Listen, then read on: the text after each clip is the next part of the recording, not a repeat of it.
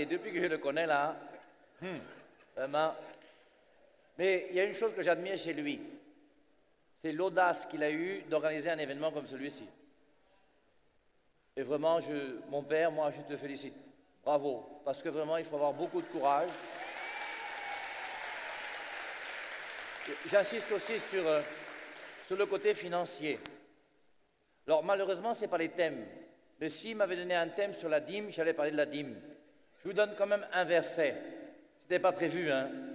Mais je vous lis Hébreux, chapitre 7, le verset 5, où il est dit « Ceux des fils de Lévi qui reçoivent le sacerdoce ont, d'après la loi, l'ordre de prélever la dîme sur le peuple, c'est-à-dire sur leurs frères qui sont pourtant issus des reins d'Abraham. » Hébreux, chapitre 7, le verset 5. Vous savez comment la dîme a commencé? Je ne voulais pas parler de la dîme, hein. On va parler un peu de la dîme. La dîme, c'est, première des choses, c'est Abraham, non? Abraham qui a reçu la dîme de Melchisédek. Je passe la parenthèse. Et après, c'est le peuple d'Israël qui va entrer dans le désert. Vous savez tous, n'est-ce pas, que le peuple d'Israël, lorsqu'il est entré dans le désert, il est passé par un fleuve qui s'appelle la mer Rouge. Ça, non? Mais maintenant, quand il est sorti du désert pour entrer dans la terre promise, il a traversé quel fleuve? Oh! Chrétien du palais de Montreuil, on est ensemble? Je continue. Quand Moïse a traversé la mer Rouge, combien de membres y avait-il dans le peuple d'Israël lorsqu'il a traversé la mer Rouge? Dans le livre des Nombres, où on dénombre les 12 tribus d'Israël, on nous dit que lorsque Moïse a traversé la mer Rouge pour entrer dans le désert, il y avait 603 500 hommes de 20 ans et plus capables de porter les armes. On se comprend? S'il y avait plus de 600 000 hommes de 20 ans, on peut penser que chacun avait une femme, non? Ça fait déjà 1,2 million. Si chacun a 2 enfants, ça fait 2,4 millions. Moïse n'a pas traversé le désert avec 15 personnes, hein? C'est un village entier, c'est une ville énorme. Et pendant 40 ans dans le désert, ils vont continuer leur vie. Dieu va les nourrir gratuitement en donnant la manne. Et après ça, ils vont entrer dans la terre promise en traversant un fleuve qui s'appelle le Jourdain. Et quand ils traversent le Jourdain, Moïse, lui, reste de l'autre côté. Il a été puni par Dieu parce qu'il a péché. Et le peuple va traverser le Jourdain avec son successeur qui s'appelle Josué. Et Josué va distribuer le territoire à 11 tribus. Sur les 12 tribus d'Israël, il y a une tribu qui n'a pas de territoire. Parce que cette tribu-là, elle ne doit pas semer, elle ne doit pas récolter, elle ne doit pas travailler. Elle travaille ailleurs que dans les champs, elle travaille au temple. Et le peuple qui a été choisi par Dieu, la tribu de Lévi, pour travailler au temple, ne travaille pas dans les champs. Et c'est la dîme de chacune des 11 tribus d'Israël qui va donner sa part et qui va permettre à la tribu de Lévi de vivre.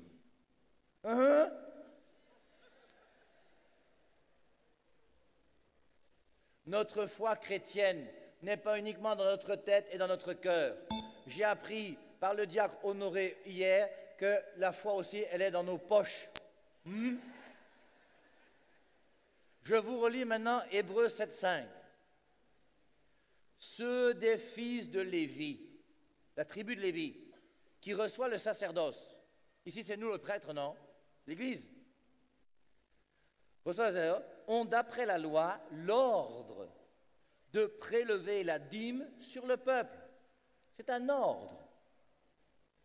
Donc tout ça, c'est pour vous faire réfléchir et rappelez-vous que dans l'argent que vous gagnez, il y a une part qui appartient à Dieu.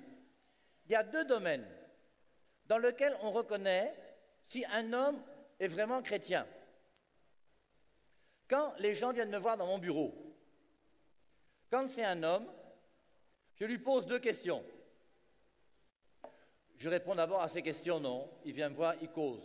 Quand il veut partir, je lui dis ne pars pas. Tu m'as posé des questions, moi maintenant je te pose les miennes. Et dès que je reçois un jeune garçon de 25 ans ou une fille de 25 ans, dès que tu m'as posé tes questions, avant de partir, je te pose ma part. Tu as perdu ta virginité à quel âge? Pas le bup-bup, vrai, vrai. Tu as perdu ta virginité à quel âge? Depuis que tu as perdu ta virginité, tu as sexé avec combien de garçons, combien de filles? Tu en es où? C'est normal, non?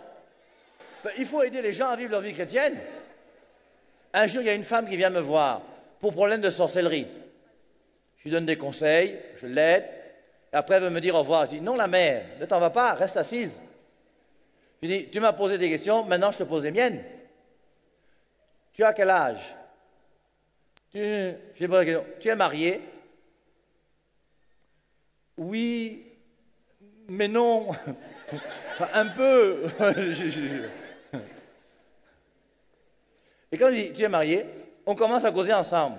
Et elle me fait comprendre qu'elle est responsable d'un groupe diocésain de femmes dans un diocèse et qu'elle sort avec un homme marié depuis 5 ans. À la messe chaque dimanche. Chez nous à Yaoundé, on dit Atarae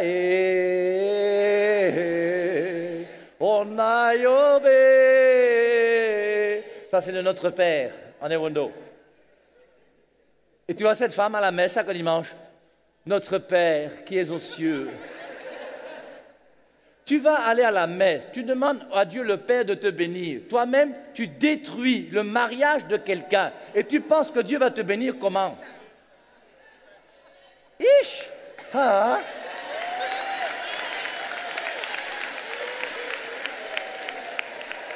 Et je lui ai dit, la mère, tant que toi-même tu n'abandonnes pas cet homme marié, ne viens plus jamais me voir. Je n'ai pas de temps à perdre avec des gens qui ont un pied dehors et un pied dedans. Apocalypse chapitre 3. Apocalypse chapitre 3, le verset 16. Les tièdes, je les vomis. Tu es un peu dedans, un peu dehors. Dieu lui-même dit qu'il te vomit. Fais des conventions autant que tu veux. Tant que tu ne vas pas changer, aucune bénédiction. Donc, le thème de ce soir, c'est la croix. C'est un très bon thème, hein? La croix. Nous, on est là, non? Dieu, bénédiction, on ne veut pas de croix. On veut que tu supprimes notre calvitie, qu'on reste jeune toute la vie. Dieu, on veut avoir l'argent, le salaire, un mari gentil, qui a beaucoup d'argent et qui est beau. Voilà. Et la vie, ce n'est pas toujours ça. Et dans la vie, il y a la croix. Et la croix fait partie de la vie chrétienne. Au Cameroun, j'ai fait énormément de semaines d'évangélisation. Je fais ça pendant 15 ans, 40 semaines d'évangélisation par an. Tu es dans une paroisse lundi, mardi, mercredi, jeudi, vendredi, de 18h à 20h30. Et le vendredi, on termine par une messe des malades. Et dans une paroisse de Yaoundé, il y a un monsieur qui, chaque soir, venait avec sa voiture et prenait 2h30 de temps, malgré la journée qu'elle avait travaillé, pour suivre la semaine d'évangélisation. Et le vendredi soir, après la messe des malades, il a reçu une grâce extraordinaire. Il est arrivé, pendant que moi je buvais une bière avec le curé avant qu'on se sépare, il vient nous voir, il frappe, on le reçoit, il dit « Mon père, voici la clé de ma voiture, il n'y a plus de voiture. » On a volé sa voiture. Amen! Vous ne dites pas Amen, là? Mais il faut être capable de dire Amen, dans le bien comme dans le mal. Dieu a tout donné. C'est Job, non? Job, chapitre 1 et 2. Dieu a tout donné, Dieu a tout repris, que le nom de Dieu soit béni. Et cet homme-là a fait 5 jours Chaque soir, il est là pour écouter le Père et Marie, la louange, tout ce qu'on veut, malgré le programme qu'il a, sa famille dont il soit occupé. Et le vendredi soir, cadeau de Dieu, on a volé sa voiture. Amen.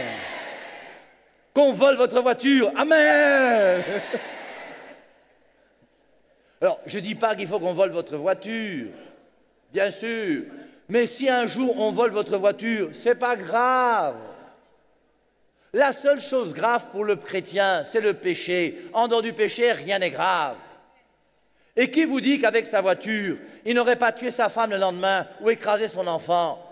Et laissons Dieu diriger notre vie, dans le bonheur comme dans le malheur. Toi, tu sais quoi? La seule chose qu'il a fait, accepte tout ce que Dieu te donne, que ce soit la croix ou pas la croix, peu importe. On prend et on trace notre route et on suit Dieu. Voilà le chrétien.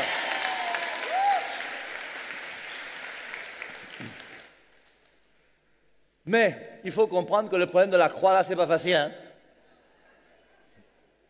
Et je pense même que c'est une des raisons pour lesquelles, aujourd'hui, on a beaucoup d'hommes et de femmes qui refusent de croire en Dieu. Parce que c'est incompréhensible. Comment vous, comme chrétiens, vous croyez que Dieu est tout-puissant? C'est pas ça? En croyant que Dieu est tout-puissant, on croit aussi qu'il est amour. La question, comment se fait-il que mon Dieu qui m'aime tant, il a envoyé son Fils, il est mort, couronne d'épines et tout le reste. Et maintenant, pourquoi est-ce que Dieu permet alors que les moustiques me piquent? C'est pas normal que les moustiques me piquent. Si moi j'avais pouvoir sur les moustiques, je dirais aux moustiques, ne me pique plus, pam. C'est pas ça. Et si on était tout puissant, aucun moustique ne nous piquerait. Je prends l'exemple des moustiques. Mais dans notre vie, comment peux-tu comprendre que ce Dieu qui est amour, qui t'aime tant, qui a envoyé son Fils qui est mort pour toi, permet que toi, tu puisses souffrir sur la terre? Et puis encore, vous voyez, quand c'est des gens méchants qui souffrent, quelque part, on peut comprendre. Mais quand c'est des gens qui ne sont même pas méchants, quelquefois des gens qui sont innocents, on t'apprend qu'un enfant de 3 ans a un cancer. Mais au bout d'un moment, c'est énervant et c'est révoltant. Et vous dites que Dieu existe? Pourquoi Adolf Hitler a-t-il gazé 6 millions de Juifs? Où était Dieu quand tous ces Juifs partaient et mouraient les uns après les autres? Ce Dieu-là, il est où? Parce que si Dieu, de temps en temps, me demandait des conseils, la vie irait beaucoup mieux. Et je ne sais pas d'ailleurs pourquoi Dieu ne m'envoie pas un mail de temps en temps, je lui répondrai. Et par rapport à Adolf Hitler, il est clair que si Dieu m'avait demandé mon avis, et je pense que vous tous, vous auriez fait comme moi, on aurait dit à Dieu, comme Adolf Hitler va gazer 6 millions de Juifs bientôt, ce que je te propose, à l'âge de 4 ans, quand il n'est pas encore bien connu, tu lui envoies une toute petite leucémie foudroyante. Quelques jours plus tard, à 4 ans et 4-5 jours, on l'enterre, l'affaire est réglée, c'est fini. Et nous tous, on aurait fait ça, non? Eh bien, Dieu ne fait pas ça. Et Dieu, au bout d'un moment, eh bien, il nous désarçonne. Et on est un peu perdu. Et on ne comprend pas qu'un Dieu qui soit amour et qu'un Dieu qui soit tout-puissant puisse permettre qu'il y ait des tsunamis, puisse permettre qu'il y ait des avions qui s'écrasent, que les gens puissent avoir des problèmes, tout ce qu'on peut avoir comme problème sur la terre aujourd'hui. Et on comprend tous ces gens qui ne sont pas chrétiens parce qu'ils disent que si votre Dieu était bon, il n'y aurait pas de guerre. Si votre Dieu était bon, il n'y aurait pas de problème sur la terre. Si votre Dieu était amour et nous aimait tant, alors, quelle est la femme, mère de famille, qui voit son enfant à l'hôpital, qui est là en train de mourir? Si elle était toute puissante, son enfant mourrait jamais. Et Dieu qui est tout-puissant, il me laisse mourir, moi. Pourquoi? Quelle puissance il a? Est-ce qu'il est même réellement tout-puissant, ce petit bon Dieu-là? Il a l'air un peu faiblard, hein? Alors, reprenons la Bible. Il y a un passage très intéressant dans les Saintes Écritures. Pas un seul, hein, ils sont nombreux. mais c'est le premier livre de la Bible, qu'on appelle le livre de la Genèse. Après Genèse, deuxième livre, c'est lequel? Exode. Ne commencez pas vite, hein, on a le temps. Premier, Genèse. Deuxième, Exode. Troisième, Lévitique. Quatrième, Nombre. Cinquième, Deutéronome. Sixième, je savais qu'on allait être perdu. Heureusement qu'il y a une personne là-bas quand même qui connaît. Josué, Juge, Ruth, 1 Samuel, 2 Samuel, 1 Roi, 2 Rois, 1 Chronique, 2 Chroniques, Esdras, Néhémie, Esther, Job, Psaume, Proverbe. Il faut boche la Bible. Donc, dans le livre de la Genèse, premier livre de la Bible, il y a d'abord les 11 premiers chapitres de la Genèse qui sont méta-historiques. L'Église nous dit que les 11 premiers chapitres de la Genèse sont méta-historiques. C'est très important, hein? Parce que les 11 premiers chapitres de la Genèse, là, quand on les lit, mes amis, on se moque de nous, non? Premier récit de la création, 6e jour. Genèse, chapitre 1, verset 26. Faisons l'homme à notre image et ressemblance. Il les créa, hommes et femmes. C'est ça, non? Tu tournes la page. Deuxième récit de la création. Genèse chapitre 2, à partir du verset 4. Deuxième récit de la création, Dieu crée un jardin. Puis, qu'est-ce qu'il fait? La poterie. Un corps en terre. Il souffle. Le corps se lève. Voici Adam qui apparaît. Après, qu'est-ce qu'il dit? Il n'est pas bon que l'homme soit seul. Je vais lui faire une compagne qui lui soit assortie. Il crée ensuite les animaux. Alors, il faut inventer. Le français est une langue vivante. Il faut faire vivre le français. Un jour, j'étais dans la cathédrale, une cathédrale en Balmayo. Et puis bon, je parlais justement des animaux, non? Et je dis que Dieu a commencé par créer la cafard. Alors, il y a un petit garçon qui était devant, il se lève, il dit, mon père, on dit le cafard. Mais j'ai dit la cafard, pourquoi? Parce que Dieu a créé l'homme.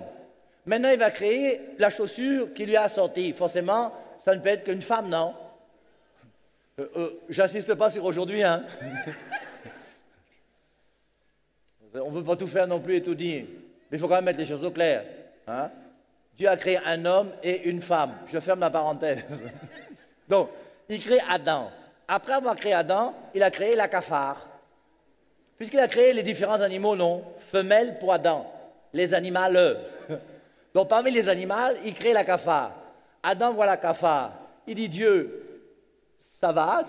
Je fais quoi à la cafard? Il dit que la cafard, tu ne vois pas que c'est petit. Alors Dieu crée la girafe. Il dit à Dieu que Dieu là, c'est trop haut. L'hippopotame. Il dit que hé. Et tous les animaux vont passer devant Adam. Et Adam ne trouve pas d'animal qui lui soit assorti. Dieu dit, écoute, je vais trouver une solution. Dieu commence par l'anesthésier. Il a d'abord été potier, maintenant il est anesthésiste. Il fait une petite anesthésie, pam. Il devient maintenant chirurgien, il prend son scalpel, il enlève une côte, il recoue comme il peut, il prend la côte, il va dans son laboratoire. Et quand il sort du laboratoire, la côte est devenue Ève. Adam sort de son anesthésie, un œil commence à s'ouvrir, il voit Dieu qui arrive avec Ève, il dit que gars, cette fois-ci tu as fait fort. Et Dieu a créé l'homme pour la femme et la femme pour l'homme. Je reviens à mes récits de la création. Premier récit, Dieu crée l'homme et la femme en même temps. C'est ça, non? Genèse 1, 26. Faisons, c'est un pluriel. La Trinité, non? Faisons l'homme à notre image et ressemblance. Il le crée homme et femme. Deuxième récit, il crée l'homme, puis les animaux, puis la femme. Lequel des récits est vrai? Lequel des récits est vrai? Vous qui êtes français, même si vous êtes noir, Vous qui êtes français, vous êtes forcément cartésien. Parce que les Français sont cartésiens. Je pense, donc je suis. Ce qui est complètement idiot, hein. C'est complètement idiot. C'est pas parce que je pense que je suis. Même quand je dors et que je ne pense pas, je suis, non?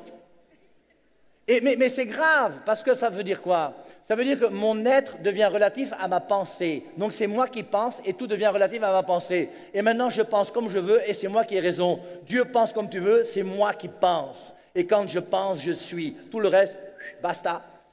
Je ferme la parenthèse sur Descartes. Le premier récit de la création, Dieu crée l'homme et la femme en même temps. Deuxième récit, il crée l'homme, puis les animaux, puis la femme. Lequel des récits est vrai? C'est pour ça que ces récits sont métahistoriques. Ces récits ne sont pas des récits scientifiques. Et si vous lisez la Bible avec un esprit scientifique, eh bien, vous allez forcément vous dire, ce livre a été écrit pour les idiots. Comment est-ce qu'on peut croire que Dieu a créé l'homme et la femme en même temps, et qu'en même temps, il a créé l'homme, puis les animaux, puis la femme? Et si on continue, hein? Entre nous, hein? Vous-même, vous croyez réellement qu'un jour, un serpent a parlé à une femme? C'est sérieux votre histoire, là? Donc, vous avez déjà vu un serpent parler à une femme?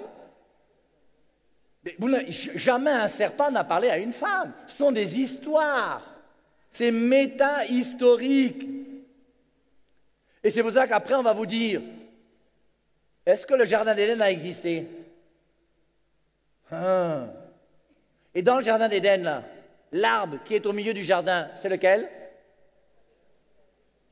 L'arbre de la vie. Il y a un arbre au milieu du jardin. Cet arbre, c'est l'arbre de la vie.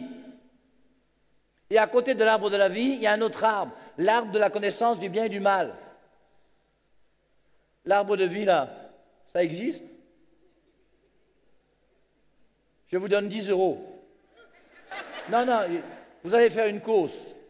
Quand on va se voir demain, allez à Score, ou je ne sais pas quel magasin vous partez, et vous me cherchez là-bas 1 kilo du fruit de l'arbre de la vie.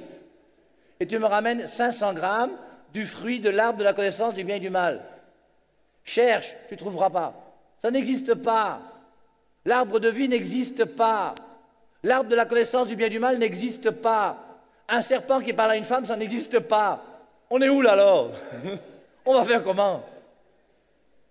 Et c'est pour ça que l'Église nous dit que les 11 premiers chapitres de la Genèse sont méta-historiques, pour nous dire que si tu lis la Bible avec un esprit cartésien, un esprit scientifique, un esprit historique, tu ne comprendras rien aux 11 premiers chapitres de la Genèse.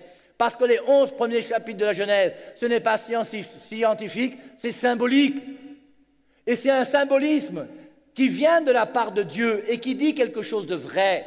Le premier récit est vrai et le deuxième récit est vrai. Le premier récit est vrai, pourquoi? Pour montrer que l'homme et la femme sont égaux l'un l'autre. Et le deuxième récit, pour montrer la complémentarité qui existe entre l'homme et la femme.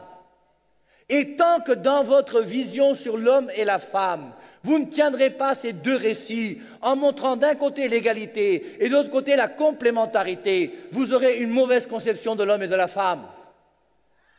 Par exemple, hein, moi j'espère que ma bouche n'est pas mauvaise, mais vos histoires de parité là, il ne faut pas que les Blancs nous trompent. Hein.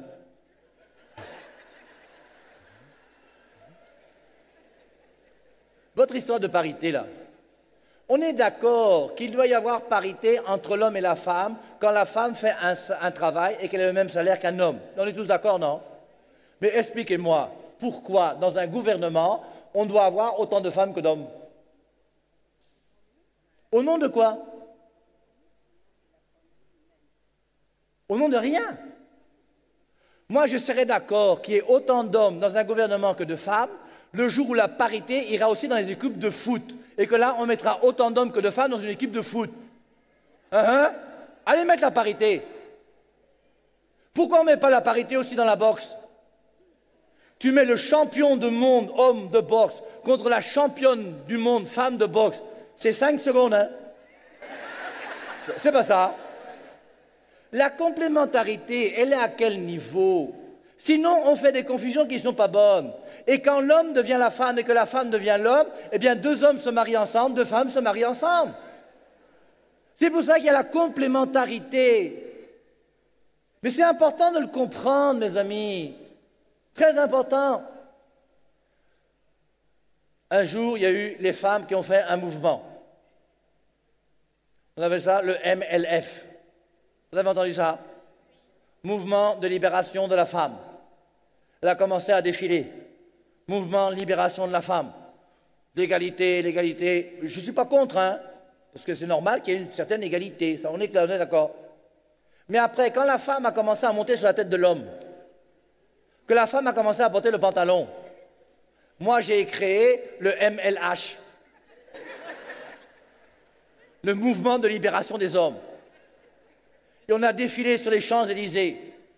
La grossesse pour les hommes, la grossesse pour les hommes. Mais il n'y aura jamais de grossesse pour les hommes. Il n'y aura pas de parité dans les maternités. Parce que c'est toujours la femme qui accouche et l'homme qui n'accouche pas. Moi, j'y peux rien. Maintenant, soyez blessés, pleurez, faites tout ce que vous voulez, moi je m'en fous. Il n'y aura pas de femme prête dans l'Église catholique. Quand la femme est à sa place, elle est belle. Quand la femme n'est pas à sa place, elle est laide. Quand l'homme est à sa place, il est beau.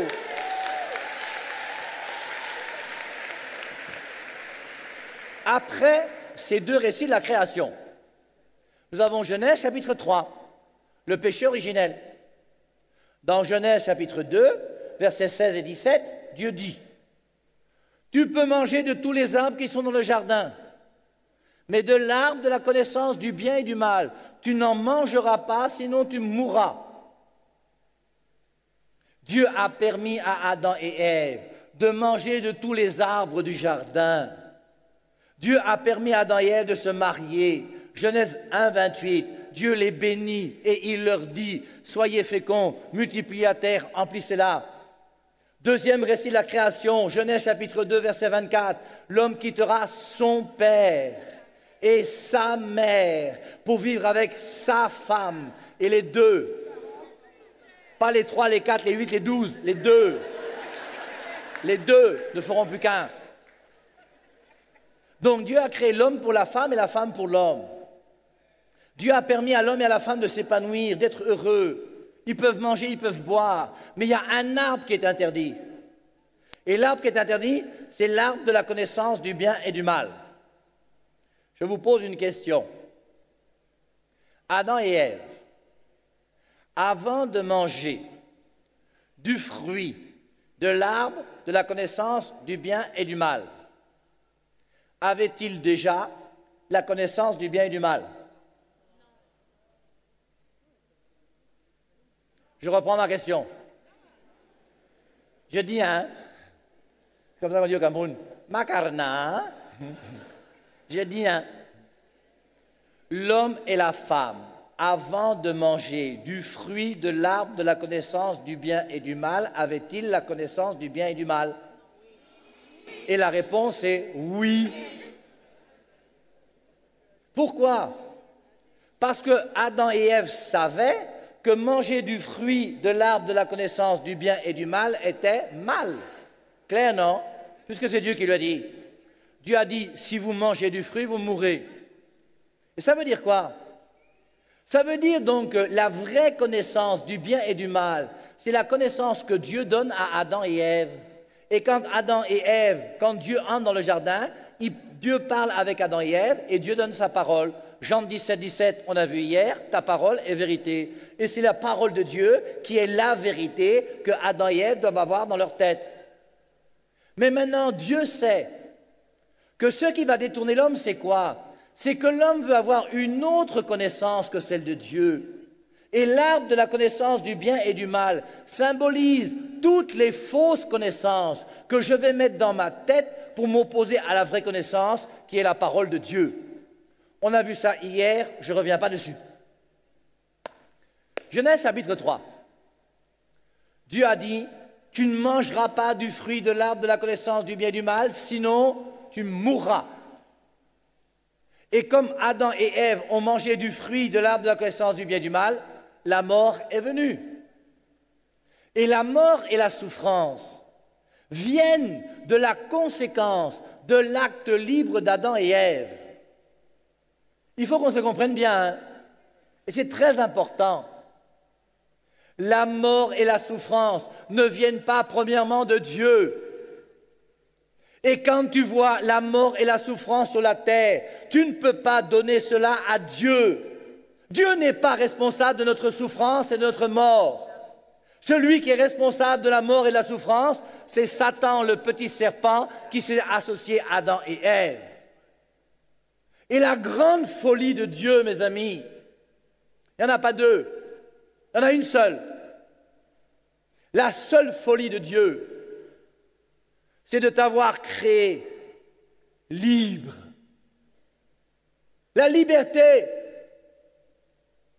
Adam et Ève avaient le choix entre obéir à Dieu ou refuser Dieu. Comme toi, tu as le choix dans ta vie d'accepter Dieu ou de refuser Dieu. Et la liberté, c'est la chose la plus importante en nous. Mon frère, ma sœur, que personne n'enlève ta liberté. Que personne n'arrache ta liberté. Reste un être libre jusqu'au jour de ta mort. Même si on te met en prison, sois libre. La liberté, c'est la chose la plus importante. Et à chaque fois que je commence à faire des magouilles, des corruptions, des choses dans lesquelles on commence à me prendre, je ne peux plus parler parce que je sais que si je parle, on va faire telle chose et je ne suis plus libre. Moi, Père de Marie, je suis libre. Et jusqu'à aujourd'hui, je dis ce que je veux, à qui je veux, quand je veux, et je m'en fous. Tu es content, tu n'es pas content, je m'en tape. La vérité vous rendra libre. Jean 8, 32, la vérité vous rendra libre. Vis dans la vérité et sois libre grâce à la vérité. C'est très important. Comme on parlait du récit de la création, le 6e jour, Dieu a créé l'homme et la femme. C'est très important. C'est pour montrer quoi? Que l'homme et la femme sont le chef-d'œuvre de Dieu. Ça veut dire quoi? Ça veut dire que je suis beau. Je sais que je suis beau. Ce n'est pas la peine de me dire que je suis beau. Moi-même, je sais que je suis beau. Hein? J'ai été créé par Dieu le 6e jour. Dieu a d'abord créé le 1er jour, le 2e, le 3e. Il a mis le pangolin, le porc-épic, la lune, le soleil, les étoiles, l'air qu'on doit respirer, toutes ces choses. Tout ça pourquoi? Parce qu'il a voulu que moi, je sois là. Je suis le chef-d'œuvre de Dieu. Amen pour moi. Quand je faisais ma catéchèse dans les lycées et collèges, dans une classe de terminale un jour, il y a un garçon qui m'appelait long-nez. Il trouvait que mon nez, là, est long. J'ai appris ça après, hein, sinon j'allais le gifler aller-retour. Et donc, quand j'arrivais en classe, il dit « Long nez arrive, catéchèse !» Il m'appelait long nez. Que mon nez, là, soit long. Je m'en fous.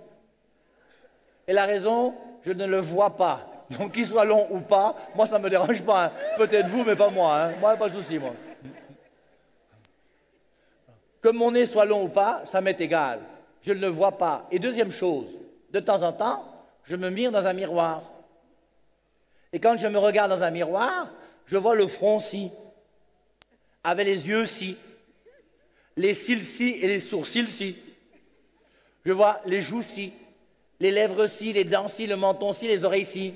Et sur ce visage, Dieu a trouvé que le plus joli de tous les nez qu'il devait mettre, c'est celui-ci. Je sais que je suis beau. Mais c'est très important, mes amis. Ma sœur, toi qui es courte. Courte, ça veut dire petite, hein. Ma sœur, toi qui es courte, mets des chaussures autant que tu veux. Le soir, tu vas enlever tes chaussures pour te coucher et tu seras court. Et si tu es courte, aime-toi en étant courte. On t'a dit qu'une femme est forcément belle quand elle est longue.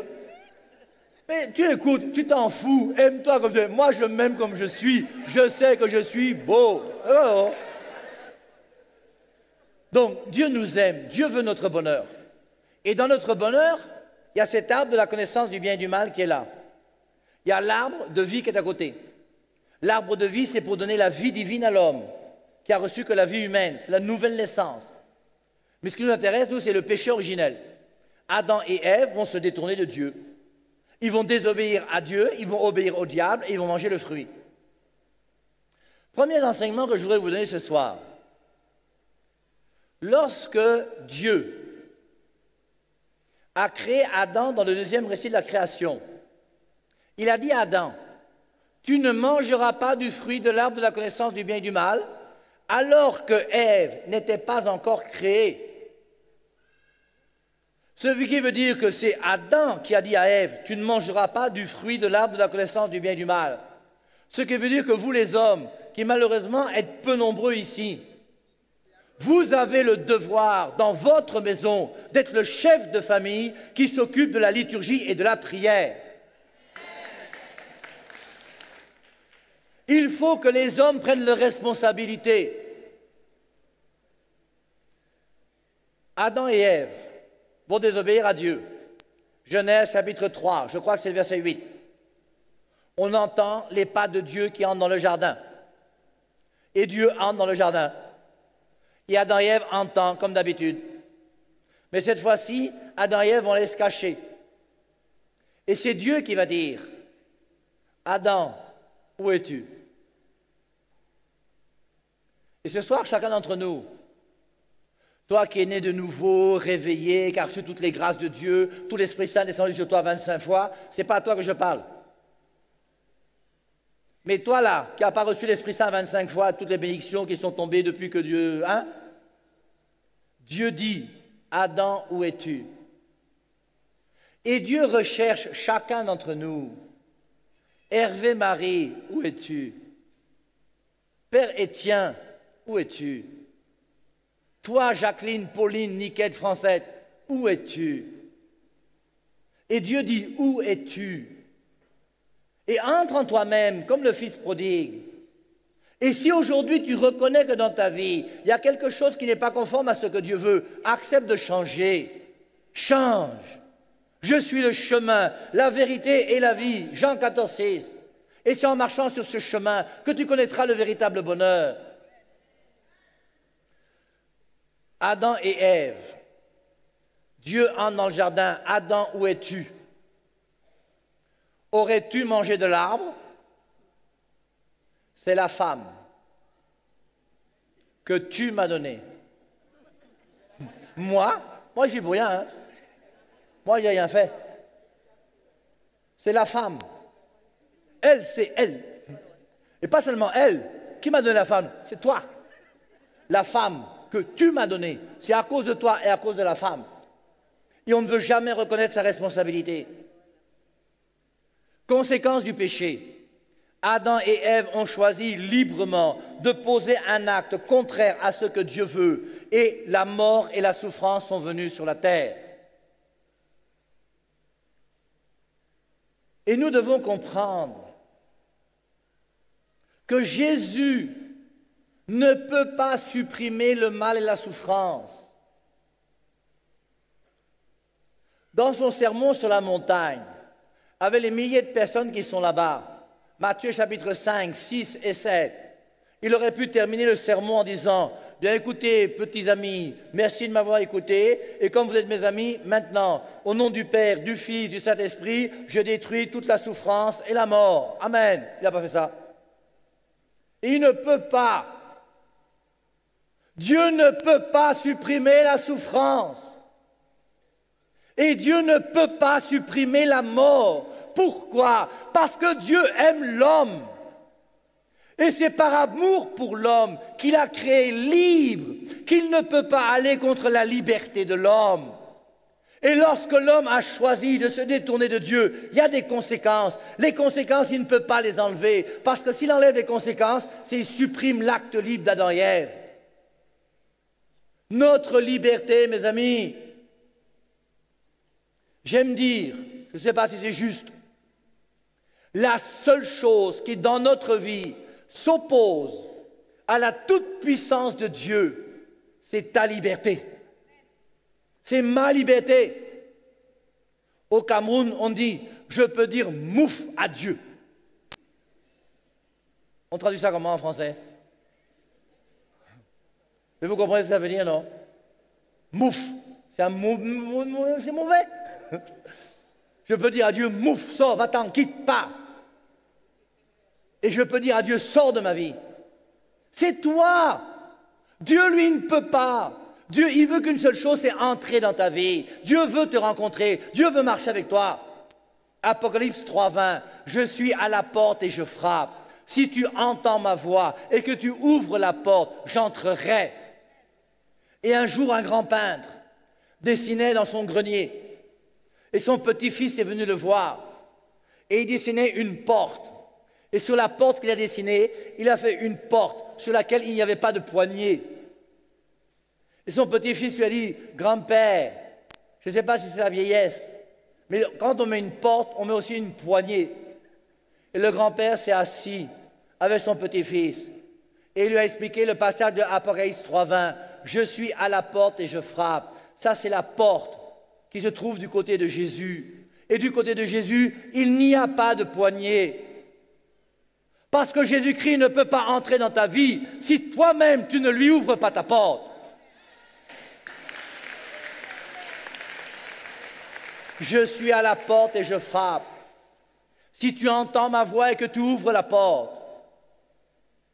il y a des gens parmi nous là. Tu sais que Dieu frappe à ta porte déjà depuis 2 ans. Et tu attends la convention et celle de l'année prochaine. Tu as fêté Noël 25 fois. Chaque année, il est né le divin enfant. Chaque année. 25 Noël, 30 Noël, 45 Noël. Tu attends quoi pour changer, mon frère? Et au bout d'un moment, il faut qu'on accepte de comprendre qu'on ne peut pas continuer toujours. Et si Dieu frappe à ta porte, entends-le frapper à ta porte et laisse-le entrer. Et quand il va entrer, ce sera merveilleux. Je le piffe mal. Il me yamo. Mon nom, c'est Madame Jésus. Oh. La souffrance et la mort sont venues à cause de l'acte libre d'Adam et Ève. Prenons le passage dans le livre des Nombres, chapitre 21. En général, tout le monde connaît le verset 9. Dans le livre des Nombres, il y a le peuple d'Israël qui est dans le désert. Ils sont nombreux, hein, très nombreux. Et Dieu leur donne la manne qui tombe du ciel tous les jours. Il y a un pain qui tombe du ciel. Chaque jour, ils reçoivent ce pain et c'est ça qui marche, parce que dans le désert, ils ne peuvent pas travailler, cultiver, moissonner, récolter, c'est impossible. Et Dieu, pendant 40 ans, va nourrir ces 2 millions de personnes gratuitement. Et au bout d'un moment, il y a des gens dans le peuple d'Israël courageux qui commencent à murmurer. Ils disent, la manne tous les jours là, nous on en a marre. Si tu manges la même nourriture tous les jours, tu vas être obligé de devenir polygame. Ma bouche n'est pas bien.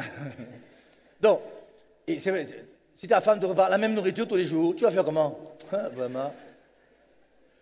La manne, lundi, mardi, mercredi, manne, jeudi, manne, vendredi, manne, samedi, manne, dimanche, manne, 1 semaine, manne, 2 semaines, manne, 1 mois, manne, 2 mois, 3 mois, 6 mois, 1 an, 2 ans, 3 manne, manne, manne, manne, manne, manne, manne. Au bout d'un moment, tu commences à en avoir marre. Il y a une délégation qui va voir Moïse. Dis Moïse, comme tu vois là, nous, la manne, on en a marre. Le lundi, on veut le mogo chobi. C'est la nourriture des Bassa. Les Bassa chez nous, bongo chobi. C'est une sauce au poisson avec une sauce noire. avec le macabo. Hein. Ah. Le mardi, le taro, la sauce jaune, la nourriture des bamiliqués, les bams. Haya. Donc, et donc, la délégation dit que Moïse, comme tu vois, nous on veut un steak frit de temps en temps, ou alors McDonald's, pour ceux qui aiment McDonald's, enfin peu importe. Et alors, à ce moment-là, Moïse rencontre Dieu, et quand Moïse parle à Dieu, il dit que Dieu, comme tu vois, le peuple a demandé que tu fasses un effort, mets les frites de temps en temps ou les ketchup, ça ne va pas. Et à ce moment-là, donc, on a Dieu qui dit à Moïse, le peuple là, je lui donne la nourriture gratuitement. Me dire merci, ça lui dépasse. Il veut, il va avoir. Je vais envoyer des serpents. Et Dieu envoie des serpents dans le désert. Et les serpents, dans le désert, commencent à mordre les gens un par un. Et ils commencent à die one by one. Dans aucun monde, on est bilingue. Hein? Et ils commencent à mourir les uns après les autres. La délégation retourne voir Moïse. Moïse, dis à Dieu que la manne là, c'est très bon. Et dis-lui qu'il peut déjà enlever les serpents. On a compris. Donc Moïse va voir Dieu. Moïse dit à Dieu que Dieu, tu es fort. Le peuple a déjà compris. Maintenant, ils ont compris. Tu peux déjà enlever les serpents. La manne, ils te disent merci. Dieu dit, je n'enlève pas les serpents. Mais ce que tu vas faire un serpent en airain que tu mettras sur le haut d'une lance. Et tous ceux qui regarderont le serpent d'airain seront sauvés. Petite parenthèse. Pour tous ceux qui disent, Exode 24, tu ne te feras pas d'image taillée, comme si Dieu avait interdit les images. Dieu a permis qu'il y ait un serpent d'airain, non? Dieu a voulu qu'il y ait des images. Et Dieu n'a jamais interdit les images. Quand quelqu'un, au nom de sa foi, vous dit que Dieu a interdit les images, c'est quelqu'un qui doit aller à l'école. Il ne connaît pas la Bible, il vous trompe pour rien. Serpent d'airain est une image qui est dans le désert. Et quand tu es piqué par un serpent, il faut regarder le serpent d'airain pour être sauvé. Dieu n'a jamais été contre les images. Dieu n'a pas supprimé les serpents. Pourquoi? Parce que c'est la conséquence du péché des hommes. Mais la solution qu'il va trouver, c'est Jean, chapitre 3, le verset 14. Et dans Jean, chapitre 3, verset 14, il est écrit... Et comme Moïse éleva le serpent dans le désert, il faut de même que le Fils de l'homme soit élevé, afin que quiconque croit en lui ait la vie éternelle. Clair? Et on voit comment le serpent d'airain, qui a été la solution au problème des gens dans le désert, notre solution à nous par rapport au péché originel, c'est Jésus-Christ qui est mort sur la croix. Et il a fallu que nous ayons le Sauveur qui vienne sur la croix, pour que nous puissions avoir le salut.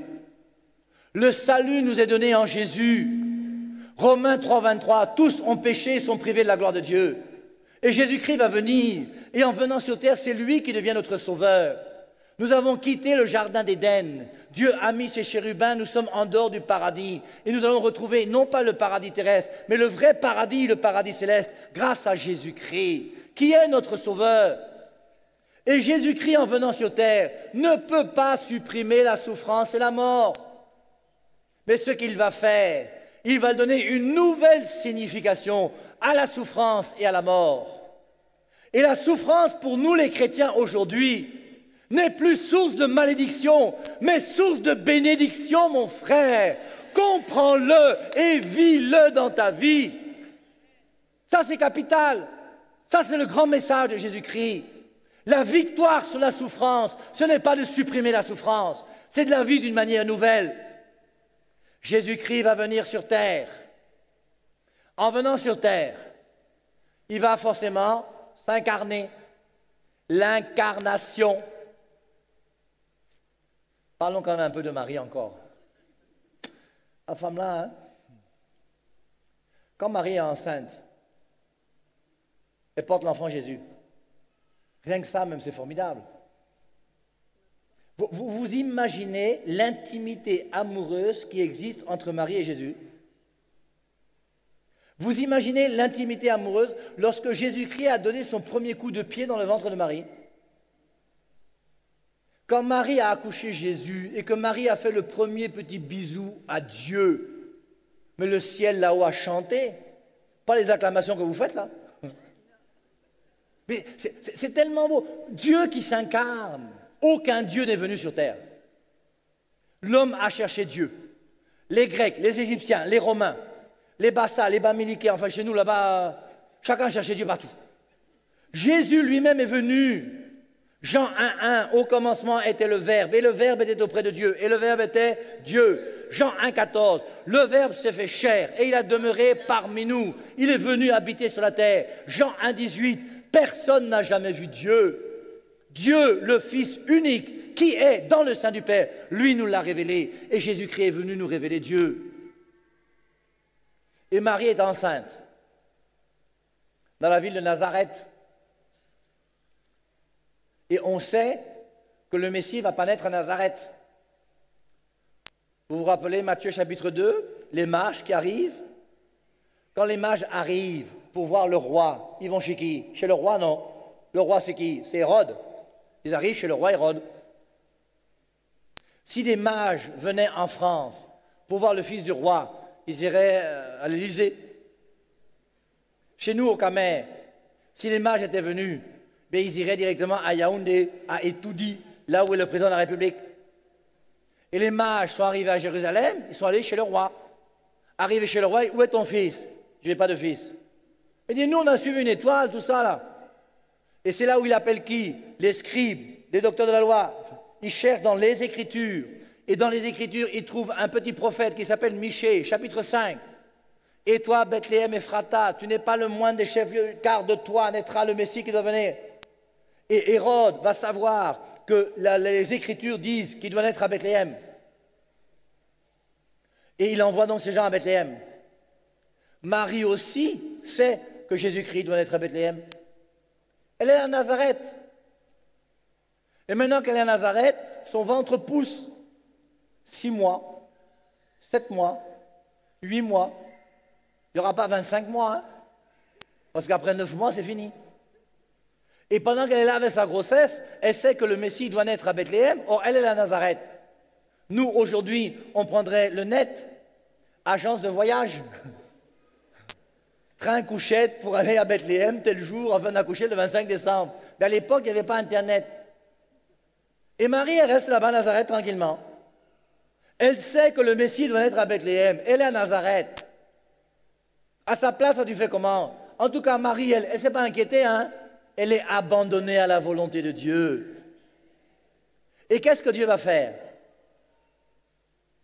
Dieu va utiliser l'homme le plus puissant de cette époque, l'empereur romain. Et l'empereur romain, dans son bureau, sans savoir ce qu'il fait, parce que c'est Dieu qui le fait agir, va dire qu'il faut faire un recensement. Et à l'époque exacte du moment du recensement, Joseph et Marie vont descendre à Bethléem pour permettre à Jésus-Christ d'être accouché, comme le dit les Saintes Écritures. Amen. Ce n'est pas l'empereur César qui gouverne le monde. Ce n'est pas Macron ni Trump qui gouverne le monde. Le roi des rois et le seigneur des seigneurs, c'est lui. Mettons notre confiance en lui. Mais continuons. Quand Joseph et Marie sont partis de Nazareth à Bethléem, Joseph n'avait pas de traveler chèque, pas de carte bancaire. Lui, il sait qu'il quitte Nazareth, 4 jours pour arriver à Bethléem, le temps de faire le recensement, au trop 1 mois plus tard, il est à la maison, non? Tu fais ton sac pour 1 mois, tu ne débarrasses pas toute ta maison. Et quand tu fais ton sac pour 1 mois, ben, tu pars avec les affaires d'1 mois. Arrivé à Bethléem, Dieu dit, prends l'enfant et sa mère et va en Égypte. Il va faire comment? Et comme Dieu pense à tout, Dieu a envoyé les mages qui ont apporté quoi? L'or, la myrrhe, l'encens. Et les mages sont venus eux-mêmes donner l'argent nécessaire à Joseph pour qu'avec Marie et l'enfant Jésus, ils puissent partir en Égypte sans souffrir. Dieu existe. Mais la seule chose que Dieu nous demande, c'est de ne pas biaiser. Mais quand nous marchons avec lui sur le chemin de la vérité, il est là avec nous. Et Dieu va faire venir les mages si tu en as besoin.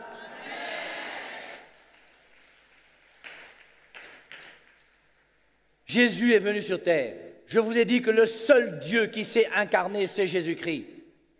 C'est pour ça qu'il vaut mieux mettre sa confiance en Jésus-Christ que dans n'importe quel autre Dieu qui existe sur la terre. Dans le catéchisme de l'Église catholique, au paragraphe 150, il est dit que la foi, c'est l'adhésion de l'homme à Dieu. La foi, c'est l'adhésion de l'homme à Dieu. C'est-à-dire que quand tu adhères à Dieu, c'est toi qui vas choisir, non? Tu as adhéré à un parti politique, lequel je m'en fous. Mais c'est parce que tu penses que les gens là sont ceux qui t'ont captivé et qui ont les mêmes idées que toi. Parmi les dieux qu'on nous propose, tous ces dieux qui existent, le dieu des Grecs, des Égyptiens, des Romains, dieu des musulmans, des bouddhistes, tout ce que vous voulez, des témoins, c'est toi qui vas choisir. Et ton adhésion à Dieu ne peut pas ne pas tenir compte du fait que Jésus-Christ s'est incarné, qu'il est venu sur terre, qu'il a habité parmi nous. Le seul Dieu qui se soit incarné, le seul Dieu qui pour nous est réellement historique. Et nous sommes en 2019 après Jésus-Christ. Ce n'est pas du baratin, mes amis.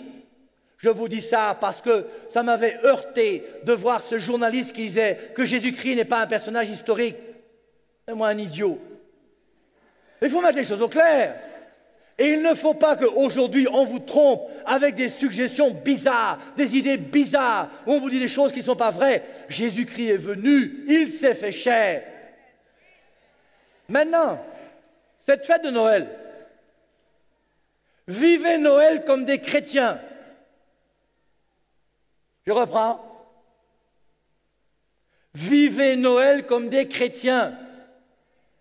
Aujourd'hui, combien de gens parmi nous sont des gens qui vivent plus comme les gens du monde que comme des chrétiens?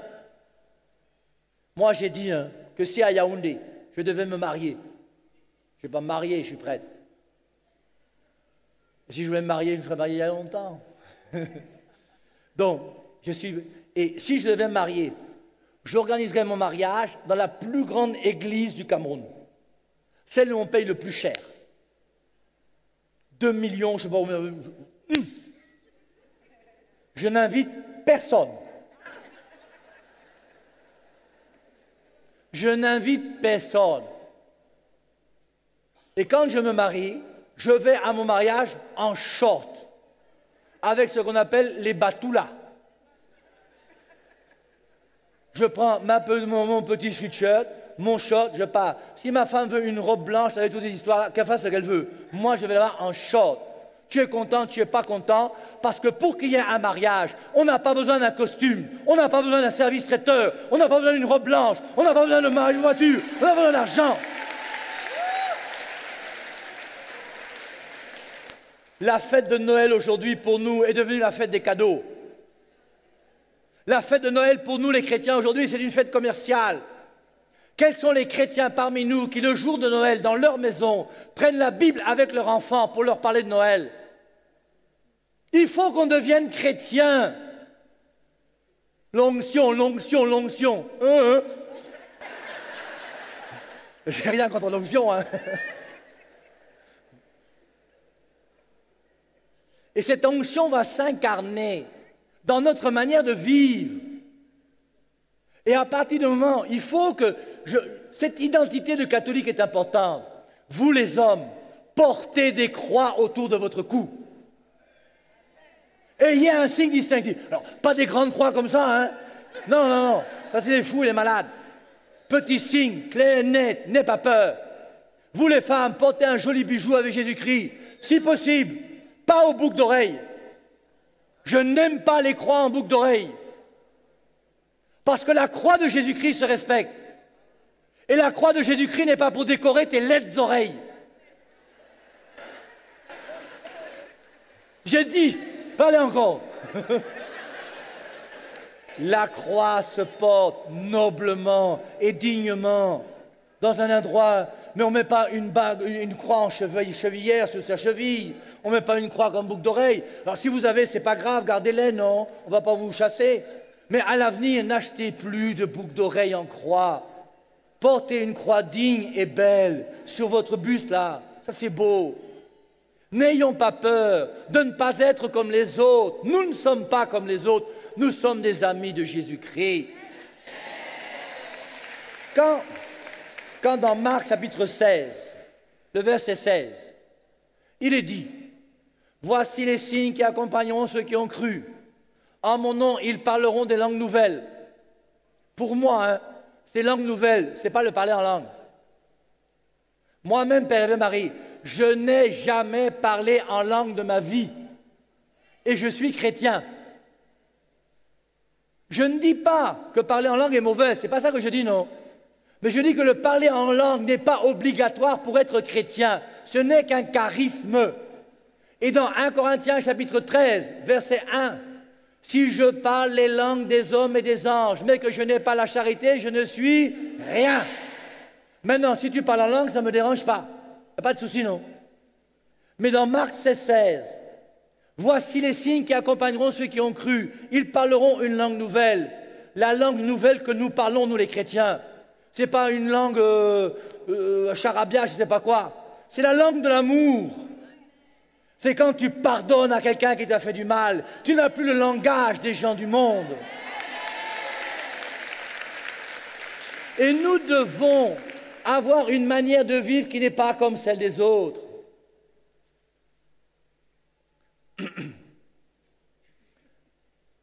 Jésus-Christ, venu sur terre, il s'est incarné.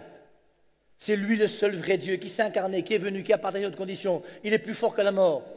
Il a accepté de mourir sur la croix pour nous.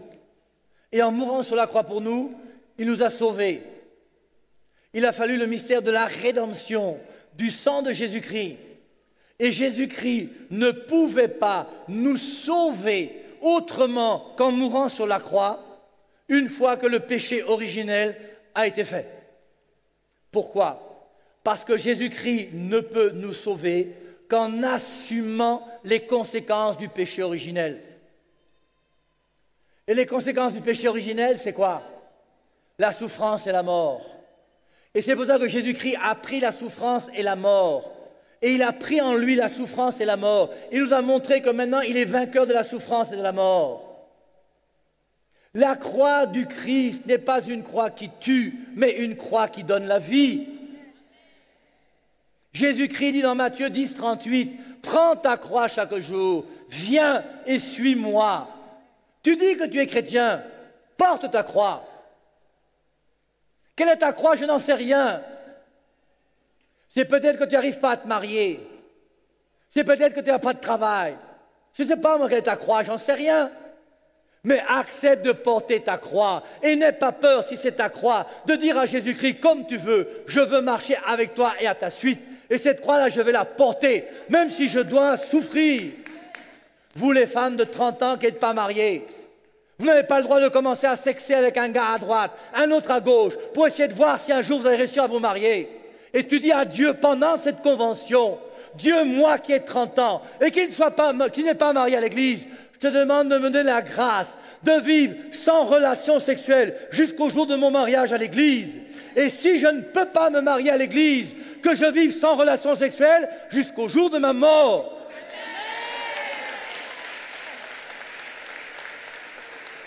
Prends ta croix chaque jour, viens et suis-moi.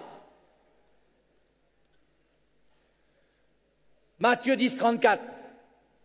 Je ne suis pas venu apporter la paix sur la terre, mais l'épée. Jésus-Christ est venu apporter la paix. Ce qu'il dit, je crois, dans Jean 16. Je vous donne la paix, je vous laisse ma paix. Mais il dit dans Matthieu 10, 34. Je ne suis pas venu apporter la paix sur la terre, mais l'épée. On sera divisé. On aura pour ennemis les gens de sa propre maison. Le père sera divisé avec le fils, la mère avec sa fille, et je ne sais pas qui, je ne sais pas quoi encore. Si tu ne peux pas prendre ta croix et me suivre, tu n'es pas digne de moi. Celui qui préfère sa vie à moi n'est pas digne de moi. Et nous devons être capables de préférer Jésus-Christ à tout. Et or, malheureusement, dans notre vie, il y a des gens parmi nous qui vont souffrir. Avant de venir ici, j'ai un de mes amis à Yaoundé qui a enterré son fils de 23 ans. Il est parti s'amuser avec ses camarades un samedi soir comme d'habitude. Et dans la nuit, il y a eu un accident. Le seul qui est mort, c'est son fils. Et lui, ce papa, a enterré son fils de 23 ans. Et ça fait partie de la vie. Est-ce que tu vas enterrer ton fils ou pas? Je n'en sais rien. Je ne sais pas. Je ne sais pas quelles sont tes difficultés. Mais je peux te dire que quelles que soient tes difficultés, si Dieu a la première place dans ta vie, tu seras vainqueur, même si tu souffres et si tu pleures.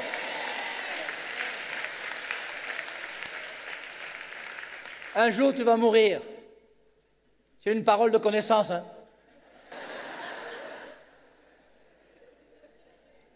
Un jour, tu vas mourir. Pas seulement toi, même ton voisin et ta voisine. Un jour, il y a un homme qui vient me voir à mon bureau. Il arrive un matin tôt. Il était parti de chez lui, il a pris son taxi. Et en prenant son taxi, alors au Cameroun, le taxi, vous savez, ben, hein, on est à plusieurs dedans, non? Et puis, lui, il était assis derrière à droite. Et puis, il y a un monsieur qui est au milieu. Le monsieur qui est au milieu derrière dit, « Monsieur le chauffeur, vous avez eu une première femme. Elle a fait 2 fausses couches à cause de ci, à cause de ça. » Il dit, « Hey, celui qui est devant, ton fils a échoué 3 fois le BEPC. Si on ne travaille pas sur lui, là, il n'aura jamais son BEPC. » Après, il dit à mon voisin de droite, là, il dit, « Vous, monsieur, vous avez des œufs de crocodile dans le ventre. Si on ne travaille pas sur vous, dans 3 jours, tu es mort. » Le gars commence à trembler. Il commence à trembler, il commence à avoir peur. Dès qu'il peut, il descend du taxi. Il prend un taxi direction Père et Marie. Il arrive chez moi. Il dit, entrez. Hey, mon père, tu es là, j'ai même la chance. Bonjour, c'est comment? Il dit, ça ne va pas. Je lui dis, quand je vois ta tête, je vois que ça ne va pas. Ton problème, c'est lequel? Il me dit, je vais mourir.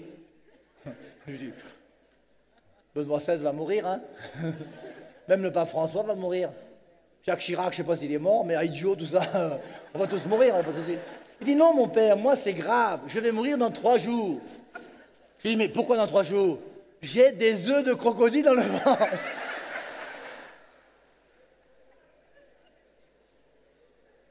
Mais ta tête, là, ça va.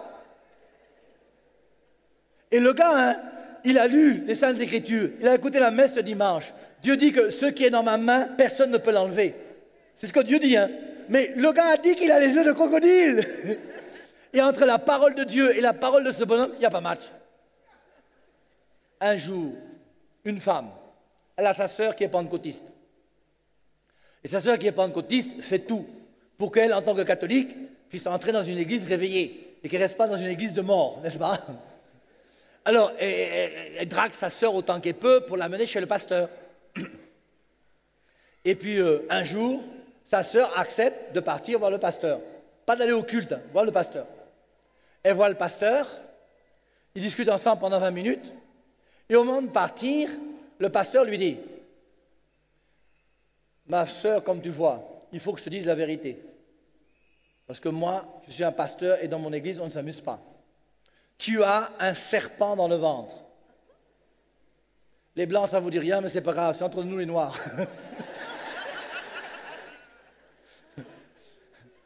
Tu as un serpent dans le ventre. » Et le pasteur continue. Il dit, ce que je vais te dire, ça ne va peut-être pas te plaire. Mais le serpent là, c'est ton mari qui te l'a envoyé. Vous savez ce que la femme dit? Je savais que c'était lui.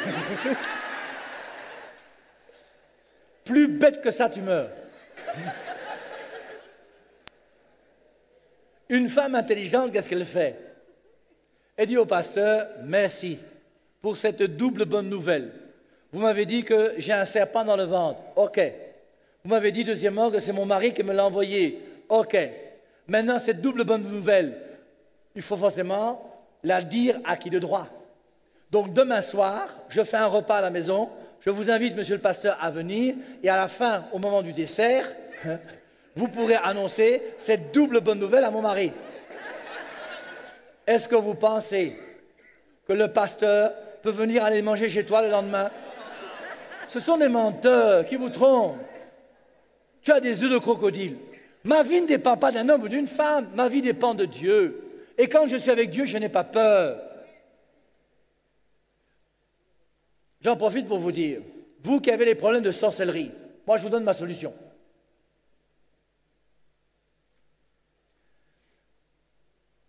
Ma solution est simple. 1.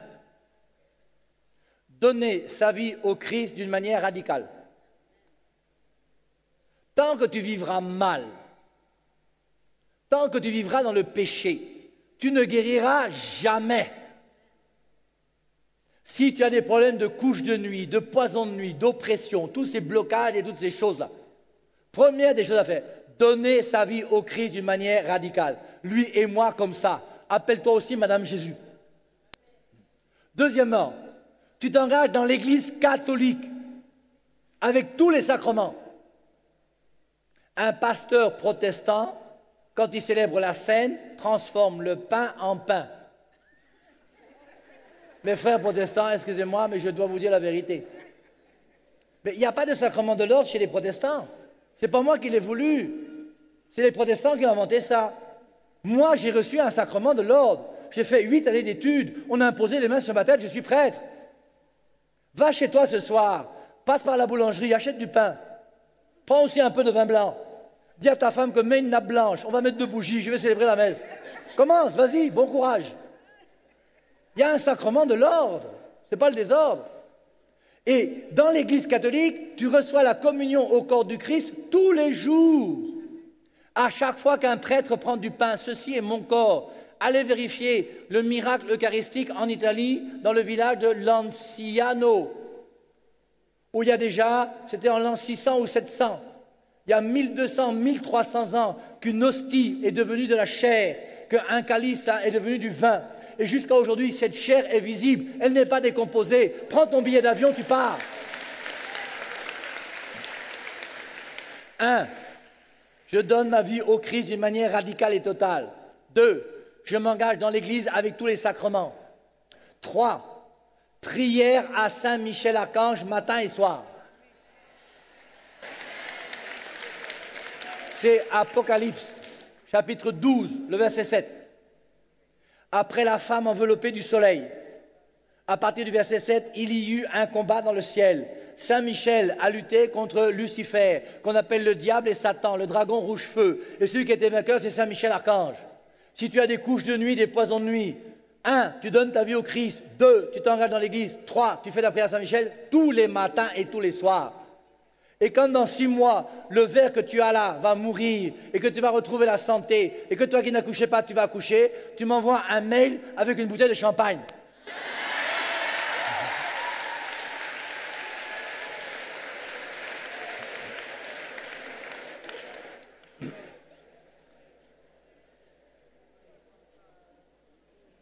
Je fais beaucoup de messes des malades. Hein. J'en profite pour vous dire, si vous voulez avoir les discours du Père Marie, vous partez sur YouTube. C'est YouTube. YouTube. Donc vous allez sur YouTube. Et sur YouTube, vous cherchez caravane d'évangélisation. Caravane d'évangélisation sur YouTube. Vous cherchez Père Hervé Marie, mais c'est mieux caravane d'évangélisation. Il y a au moins 600 enseignements là-bas. Donc vous allez avoir les enseignements jusqu'à être fatigué, malade. Caravane d'évangélisation. Alors, et j'ai fait très longtemps 40 semaines d'évangélisation par an, pendant 15 ans, dans tout le Cameroun. Et le vendredi soir, je termine par une messe des malades. Et quand je commence la messe des malades, habituellement l'église est pleine hein, pendant 5 jours. Et quand je commence la messe des malades, on dit « Le Seigneur soit avec vous ». Et la première question que je pose toujours, quand vous là, vous répondez « Et avec votre esprit », il s'agit de quel esprit? L'Esprit Saint? L'esprit de la communauté? L'esprit du prêtre? Ou ton esprit à toi? Il s'agit de l'esprit du prêtre, pas de l'esprit de Dieu. Hein. Et il y a des gens qui vont à la messe depuis 40 ans, tous les jours. Et avec votre esprit, lequel je ne sais pas.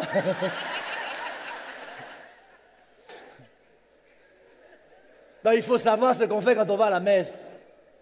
Il s'agit de l'esprit du prêtre. Le prêtre dit que Dieu soit avec vous. Mais c'est magnifique, non? Est-ce qu'on peut avoir un souhait plus grand que celui-ci? Que Dieu soit avec toi. Et après tu dis, mais que Dieu soit aussi avec vous, mon Père.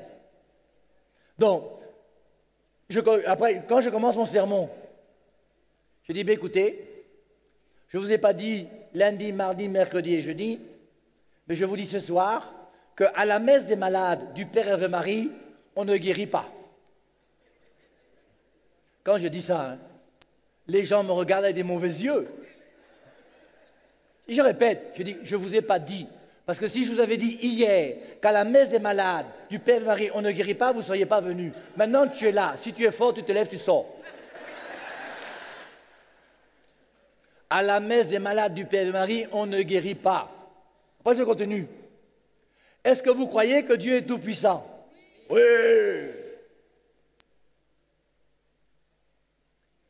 Est-ce que vous croyez que Dieu, qui est tout-puissant, peut faire que tous les hommes qui sont ici dans l'Église puissent sortir de l'Église avec des cheveux longs?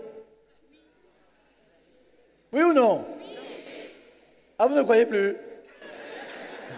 Il est tout-puissant ou il n'est pas tout-puissant? Est-ce qu'un Dieu tout-puissant peut mettre des cheveux sur la calvitie? Oui ou non? Maintenant, Dieu est tout-puissant. Tous ceux qui ont la calvitie, vous pouvez sortir avec des cheveux longs. Dieu peut le faire s'il le veut. Maintenant, la vraie question, il peut le faire, mais est-ce qu'il va le faire? Je continue, hein. Je dis, écoutez, quand tu te lèves le matin, demain matin, tu vas dire, Dieu, manifeste ta toute puissance. Depuis que je me lève chaque matin, je mets mes genoux à terre. Je ne t'ai jamais vu efficace. Aujourd'hui, je mets mes genoux à terre. Pendant que je prie, dresse mon lit. Il peut le faire. Il peut le faire ou il ne peut pas le faire? Il peut le faire. Mais est-ce qu'il va le faire? Notre Dieu n'est pas, premièrement, le Dieu faiseur de lit ou le Dieu metteur de cheveux sur les calvities. Je veux mon miracle aujourd'hui. Mais c'est bien, non? Il faut chanter. Si Dieu fait ton miracle, tant mieux. S'il continue à faire que tes cheveux tombent, tant pis. Et une chose qui est sûre, va à toutes les messes des malades que tu veux, un jour tu vas mourir. Moi-même qui fais les messes des malades, je vais mourir, non? Et je dis aux gens, vous-même, quand même, vous venez suivre la messe des malades du Père et Marie, et vous pensez que vous allez guérir. Vous ne voyez pas que le Père et Marie, lui-même qui célèbre la messe,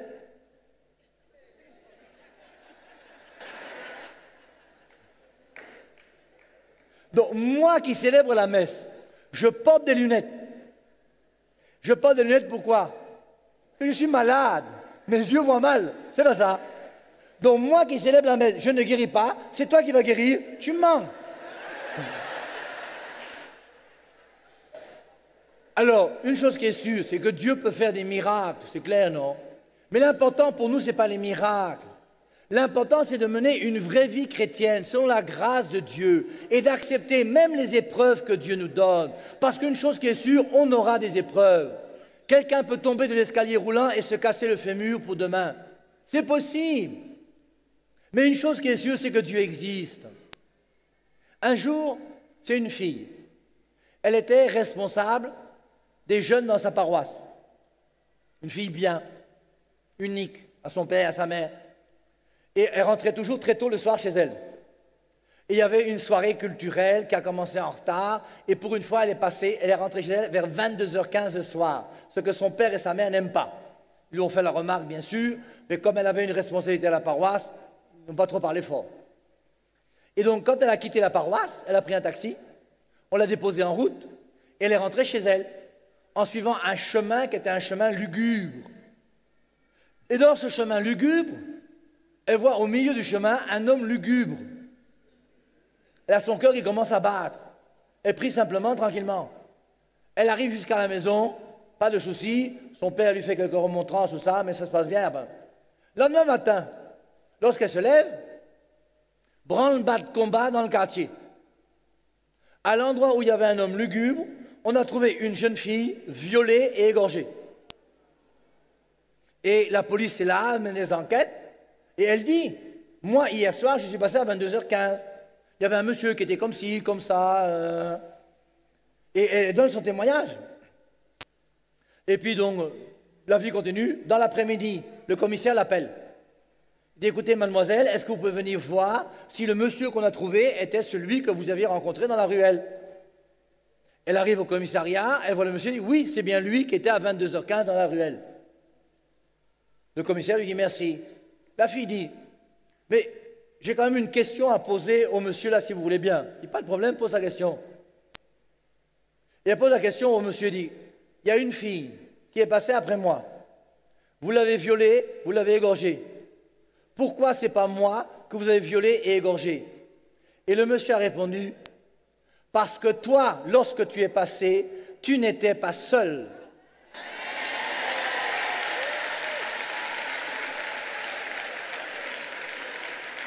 Dieu existe et Dieu fera des merveilles dans nos vies. Moi, je suis l'homme le plus heureux du monde. Si le père Étienne vous dit qu'il est plus heureux que moi, il ment. Je suis l'homme le plus heureux du monde. Et celui qui a Dieu a tout. Celui qui a Dieu est heureux. Mais dans cette vie qui est la nôtre, il y a aussi des épreuves. Et ne nous inquiétons pas pour ces épreuves, mais accueillons toutes ces épreuves d'une manière honnête et vraie. Lorsque dans Marc au chapitre 2, on a le paralytique qui descend du toit. Ce paralytique, des amis l'ont pris. Ils l'ont mis sur un brancard et ils l'ont fait venir jusque là où est Jésus. Là où est Jésus, il y a du monde partout dans la maison, impossible d'entrer. Ils montent sur le toit. Ils vont prendre des cordes. Dans un évangile même, on dit qu'on va enlever les tuiles. On fait descendre le malade. Le malade se retrouve face à Jésus. Heureux de savoir qu'il est face à Jésus et que ça ira mieux. Parce que lui, il a quitté sa maison, il va rencontrer Jésus. Pourquoi? Parce qu'il veut marcher. Et Jésus lui-même sait qu'il veut marcher. Et quand il arrive auprès de Jésus, qu'est-ce que Jésus-Christ lui dit? Tes péchés sont pardonnés. Le paralytique, s'il n'était pas paralysé, il pouvait gifler Jésus. Je suis venu pour que tu me dises quoi? Tes péchés sont pardonnés. Je m'en fous que mes péchés soient pardonnés. Je veux marcher. Et Jésus-Christ sait mieux que le paralytique ce qui est bon pour lui. Et ce qui est bon pour toi, ce n'est pas forcément que tu marches. C'est pas forcément que tu marches. Tu peux marcher pour aller en enfer. Et l'important, ce n'est pas que tu marches, c'est que tes péchés soient pardonnés et que tu mènes une vie chrétienne. Moi, j'ai un ami qui a fait un saut périlleux et depuis 15 ans, il est paralysé sur son lit, il ne bouge plus. Il n'a rien fait de mieux ou de mal que toi pour mériter cela. Et le plan de Dieu est impénétrable. Mais quelle que soit ta difficulté, prends ta croix chaque jour, viens et suis-moi. Et ce qu'il y a d'extraordinaire, c'est quoi? C'est que notre croix est une croix qui va nous aider à pouvoir coopérer avec Dieu à son œuvre. Revenons à la Vierge Marie. 4e station du chemin de croix. On dit que Marie, Jésus-Christ rencontre sa mère. Je tiens à vous dire, la station du chemin de croix numéro 4 est une station qui n'est pas biblique. Pour ceux qui aiment le biblique, là, ce n'est pas biblique. C'est pour ça que les gens des autres églises n'aiment pas notre chemin de croix, non. Mais entre nous, même si ce n'est pas biblique, vous pensez que Marie, quand Jésus-Christ était crucifié, elle était où? Avant de se baigner au marché. Le jeudi soir, lorsqu'on a arrêté Jésus à Gethsémani, vous pensez que Marie a fait quoi? Ce que fait toute mère de famille sur la terre. Quand tu apprends que ton enfant a eu un problème, qu'il se trouve dans un commissariat quelque part, avant de mettre tes yeux sous ton oreiller pour dormir. Tu vas faire tous les commissariats pour voir où est ton fils s'il a besoin de quelque chose. Et Marie est une femme normale. Et lorsqu'on a arrêté Jésus, elle a cherché à rencontrer Jésus. Est-ce que le gardien de prison l'a laissé entrer ou pas? Je n'en sais rien, on ne nous dit pas. Mais elle ne peut pas faire autre chose. Et pendant que Jésus-Christ porte sa croix, Marie ne peut pas faire autre chose que d'être là où est Jésus. Et maintenant que tous les apôtres l'ont abandonné, Pierre, avant que le coq ne chante, tu me renieras 3 fois. Moi, te renier? Jésus, c'est comme si tu ne me connais pas. Tu ne sais pas que moi je suis prêt à mourir pour toi avant que le coq ne chante. Il a renié, il a commencé à pleurer, il est parti. Les apôtres, tous piac, on l'a vu hier. Et donc, ensuite, sur le chemin de croix, Jésus-Christ va rencontrer sa mère. Mais c'est tellement beau. Qu'est-ce que vous voulez que Marie dise à Jésus? Tu t'es brossé les dents ce matin? Tu as pris ton petit déjeuner? Et moi je suis convaincu qu'ils ne se sont rien dit. Jésus-Christ a vu sa mère et ça a été un réconfort dans le cœur de Jésus de voir sa mère qui est là, fidèle. Et Marie a dû se rappeler ce que Jésus-Christ lui avait dit au temple. Ne sais-tu pas qu'il faut que je sois aux affaires de mon Père? Et Marie lui a fait comprendre, je sais que tu es aux affaires du Père. Et je sais, Jésus-Christ, que tu souffres de me voir souffrir. Mais je vais te dire que moi, ta mère, je serai avec toi jusqu'au bout. Ne t'inquiète pas, j'ai compris et je suis avec toi. Tu me fais souffrir, c'est vrai. La seule personne, mes amis, pour qui la croix de Jésus a été sa croix, c'est Marie. Toi, ta croix, c'est quoi?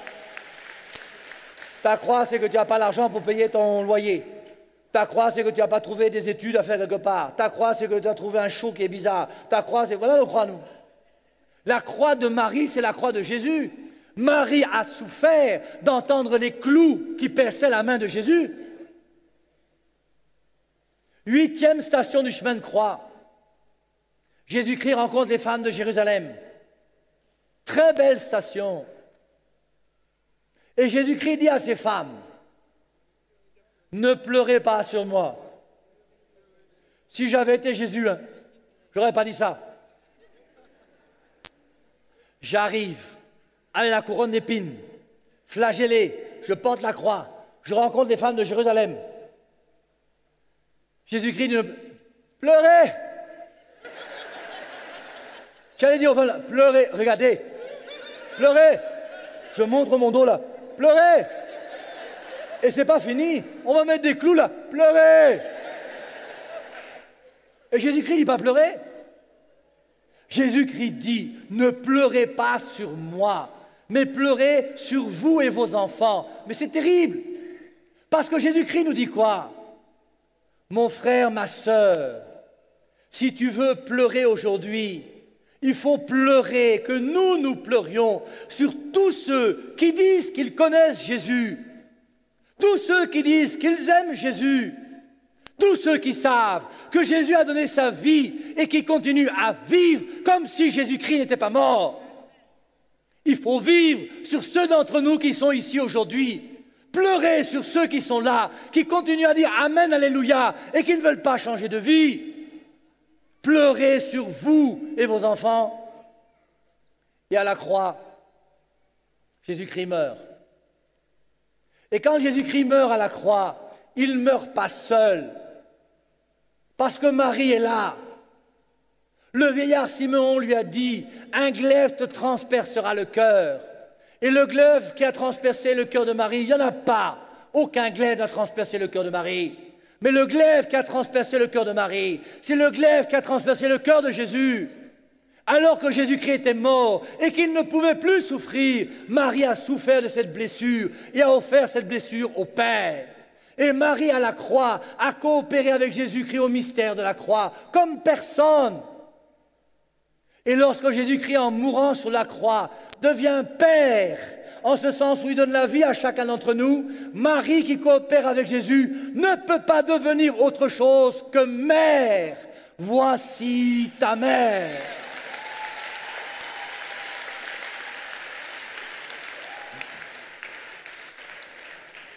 On ferme les yeux, on baisse la tête, nous prions. en baissant la tête, en fermant les yeux, nous nous mettons en présence de Jésus, ce Jésus que nous cherchons, ce Jésus que nous voulons. Nous avons pris du temps et nous sommes venus ici pour pouvoir adorer notre Dieu, lui montrer que nous l'aimons. Et il est là dans ton cœur. Ouvre-lui ton cœur. Présente-lui tes difficultés. Dis-lui tes croix. Et accepte de te décharger sur lui. Jésus, tu es mon tout. Je voudrais tant t'aimer, mourir d'amour pour toi. Jésus, tu es mon tout, je voudrais tant t'aimer, mourir d'amour pour toi. Mon Dieu, que tu es beau, et je suis fou de toi. Ma joie, c'est de t'aimer. Jésus, tu es mon tout, je voudrais tant t'aimer, mourir d'amour pour toi. Oui, Seigneur Jésus, je voudrais tant t'aimer. Je te remercie pour tout ce que tu as fait pour moi jusqu'à ce jour. Je te remercie pour ta venue sur la terre. Je te remercie pour ton amour envers ma personne. Jésus, je veux t'ouvrir mon cœur et te dire que malgré les difficultés, je veux te suivre et te suivre jusqu'au bout. Jésus, merci de me faire comprendre ce soir que j'ai déjà ma place auprès de toi et que malgré toutes mes difficultés, avec toi, je sais que je serai fort. Jésus, donne-moi ta force, car sans toi, je suis perdu. Je veux faire de toi mon ami, pas l'ami d'un jour, mais l'ami de toujours. Oui, Jésus, je t'aime, protège-moi, garde-moi, et on se reverra d'ici quelque temps, au jour de ma mort. Tout cela, c'est à toi, Jésus, que nous demandons, toi qui es Dieu pour les siècles des siècles.